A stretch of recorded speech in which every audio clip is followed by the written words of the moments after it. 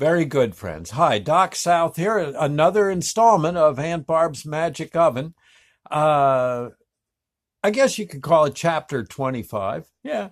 They're not really chapters, they're segments, but okay. This one's entitled, Is There a Doctor in the Yard? Okay, here we go. Gabe came over and sat on the swing next to mine. He asked how the prep work was going. I showed him my notes and just heaved a big sigh. He looked at me and smiled. I said that I understood that the whole planet was going to experience Thanksgiving in a special way, a way that has never been seen before and may never be seen again. I felt that I could easily enough, with a minimum of stammering, tell and explain the events that have already occurred or were soon about to happen. But people in the crowd, and many people one after another around the world, are going to ask why. Why? That's the real question. So how do I come up with an answer when I'm just as confused as anyone else? I just sat there on the swing and rotated round and round until I got the support chains all tangled up. Then, like I used to do as a kid, I lifted my feet and spun in a circle as the chains uncoiled. When I was a kid, I could do that all day. Gabe suddenly realized that there was something else to tell me.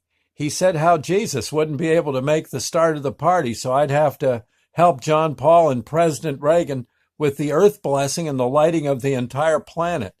My swing came to its unraveled point and just rotated back and forth as my eyes bugged out. Well, you can imagine. Gabe saw my panic. He explained that the ceremonies were pretty simple and that as far as talking to the world goes, he figured that it might be a treat for the entire planet to laugh as they watched me squirm up on stage, trying to come up with something to say. His exact words were, "You'll think of something, or maybe you won't. Either way, you're on your own." Then he said something like, "From here on in, throughout eternity, whenever I speak in front of a crowd, I was forbidden to carry notes of any kind." He also said something I didn't understand at first. He called me Doc. Yeah. I corrected him by saying that I wasn't a doctor. I just ran with a great rescue squad in North Carolina. I was rated a tad above EMT, and I hope to be a paramedic someday, but I sure didn't think being a doctor was in the cards for me. Gabe heard me out. Then he shook his head, saying that although being in rescue is a wonderful thing to do, it might not be the real deal for me.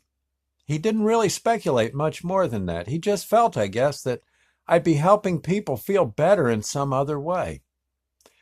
He thought the germ of the whole topic started when I moved into the South. Being there was going to change me. He said for now he'd just call me Doc. No, not just Doc, but Doc South. Whenever this Doc South thing, whatever it was going to be, it wouldn't bring me much money or fame, but even so, I would make a lot of folks smile once I got my train on the rails. Gabe leaned closer and just above a whisper, he spoke to me. "You wanted to know why all this is happening today? We noticed something troubling on this world. There aren't enough smiles going around lately. Worse than that, people are many times now smiling for the wrong reasons. To us, a genuine smile or laugh has great value. Smiling people are a treasure to us. We hope today will regenerate the grins." That said, Gabe grabbed my notepad and threw it in the air.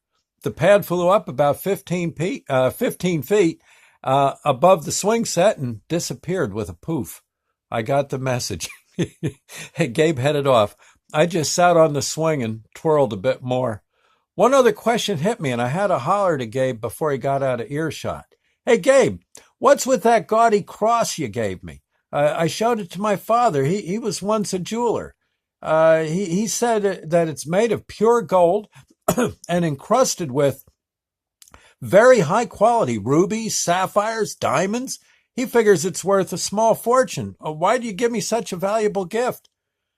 Gabe hollered over his shoulder. That cross is what we give to apprentice angels. Look at it as if it were a boot camp haircut. It identifies you as a raw beginner within our ranks. Think before you put it on your collar, because once it's on for good. Nice as it is, it's really our lowest insignia. As you progress, the stones fall off and the metal goes in stages from gold to the baser metals. You'd better get busy. It's almost showtime. I had one more question. So what's the highest ranking cross look like? If yeah, he says Gabe was almost out of earshot, but I heard him plain as day. Our highest rank is a tiny basic cross made of wood. That said, it was showtime.